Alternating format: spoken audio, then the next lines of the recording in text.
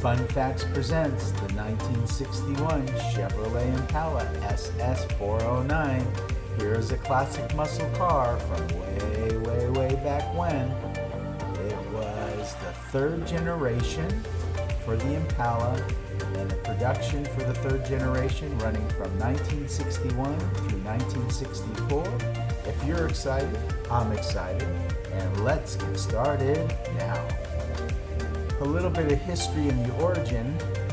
The Impala name was first used for the full-size 1956 General Motors Motorama car show that bore the Corvette-like design cues, especially the grille. It was named Impala after the graceful African antelope, which was used as the car's logo.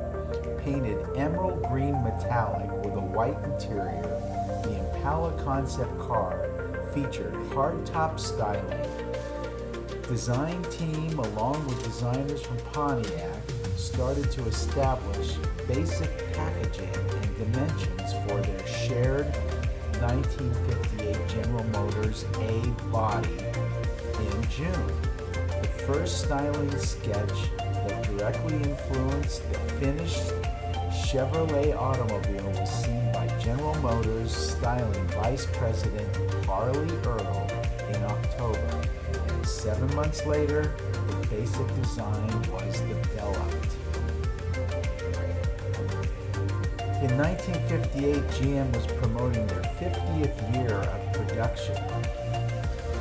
Their 50th year of production, and introduced anniversary models for each brand: Cadillac, Buick, Oldsmobile, Pontiac, and Chevrolet.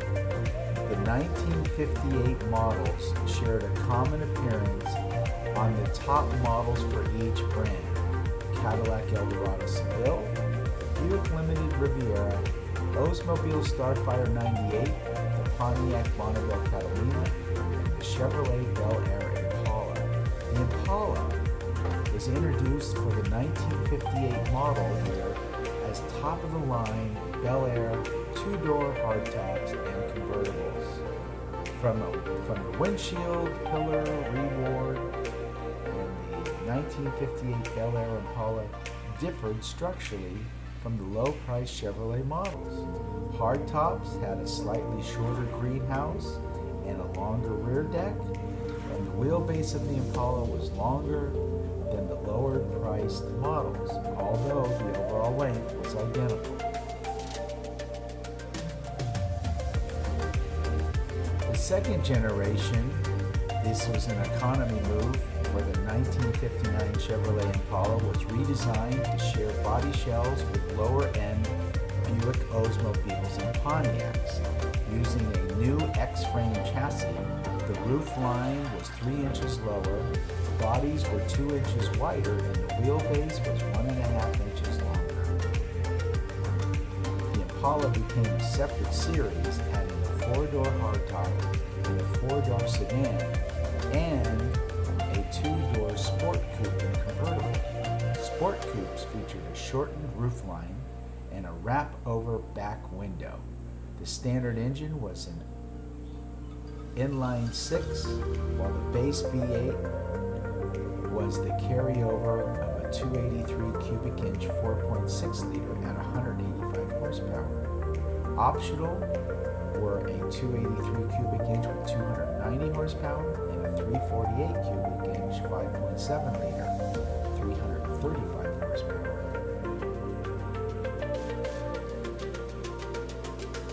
So here we are, the third generation from 1961 to 1964. The Impala was restyled on the GMB platform for the first time in 1961. The new body styling was more trim and boxy than the 1958 through 60 models. The Sport Coupe models featured a bubble-back roofline style for 1961 and a unique model. The 2-door pillared sedan was available for only 1961. It was rarely ordered. A Super Sport SS option debut in 1961 as well.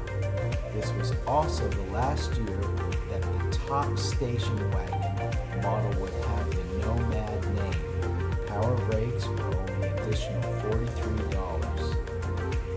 So in 1962, the model featured the new C pillar styling for all models except the four-door hardtop. Sports coupe models now featured the convertible roof styling. Styling shared with other GMB full-size hardtop coupes, which proved popular. The overhang roof style of the sedans was replaced with a wider C-pillar with a wraparound rear window. Engine choices for the 1962 began as previously, with the 1962 being the final year for the 235 inline 6, along with the small block 283 fitted with a 2-barrel carburetor. The 283 was also enlarged to a 327 cubic inch 5.4 liter, offered in two versions, one with a 250 horsepower bhp, and one with a 300 bhp. And the 348 cubic inch 5.7 liter V8 was discontinued and replaced by the 380 bhp, and the 409 cubic inch 6.7 liter or the 409 bhp 6.7 engine, available only with a manual transmission. The Beach Boys produced the hit single 409, referring to the Chevrolet, which became an iconic song for these cars. Impalas again featured premium interior appointments.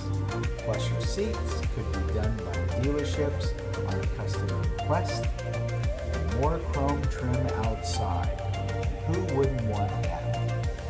Including a full-width aluminum and chrome panel to house the triple unit taillight assembly. The Super Sport SS models featured that the panel in the special engine-turned aluminum, which was also used to fill the side moldings, making the SS more distinctive in appearance. The Impala also gained the top trim station wagon body design in place of the Chevrolet Nomad model. However, unlike the passenger cars, Impala wagons had dual unit taillights. Due to reliability problems, the optional turbo glide transmission was discontinued, leaving Power Glide the only automatic transmission available until 1965, and the new radio was optional. The 1963 Impala featured styling with an engine-turned aluminum rear taillight panel surrounded by chrome border on SS models. Engine choice was similar to 1962 with the small block 283 cubic inch known as the 4.6 liter and the 327 cubic inch. The 5.4 liter V8s were most popular. The sports sedan featured a new creased roofline. A new covered instrument panel included simple indicator lights for hot and cold engine conditions. The optional factory tachometer was built into the dashboard just above the steering wheel. Impala wagons got triple unit taillights for the first time. A special 427 cubic inch 7.0 liter version of the 409 cubic inch 6.7 liter engine was used in the 1963 Impala Sport Coupe.